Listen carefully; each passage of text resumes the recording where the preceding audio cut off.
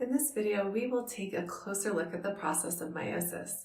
There are some similarities to mitosis and some differences, but what we want to keep in mind is the end goal of meiosis, which is to make gametes that contain one copy of each type of chromosome rather than the original 2 copies of each type of chromosome. Let's recall the cell cycle briefly and remember what happens in terms of the chromosomes. First, the chromosomes are duplicated in S phase, and then cell division occurs. During mitosis, the sister chromatids are separated, pulled apart to 2 different daughter cells. Now let's contrast mitosis with meiosis. In meiosis, the chromosomes are duplicated, just like in mitosis, but then we have 2 rounds of cell division that take place. The first round of cell division is called meiosis 1. During meiosis 1, the homologous chromosomes are separated into 2 different daughter cells. The parent cell had 2 copies of each type of duplicated chromosome, and the daughter cells have 1 copy of each type of duplicated chromosome. So are these daughter cells haploid or diploid? They are haploid because they have 1 copy of each type of chromosome.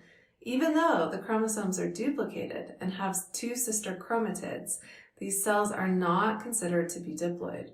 This can be a little bit confusing, so make a mental note that 1 copy of each type of chromosome, whether the chromosome is duplicated or not, means that the cell is haploid. After meiosis 1, the daughter cells are in a possibly brief interphase called interkinesis. This phase can be very short or very long depending on the species, and then the next round of cell division begins, and this is called meiosis 2. Meiosis 2 is extremely similar to mitosis. In this round of cell division, the sister chromatids are separated into daughter cells, just as in mitosis. The end result, after both rounds of cell division, is 4 cells that are genetically distinct. These cells are haploid because they contain only 1 copy of each type of chromosome.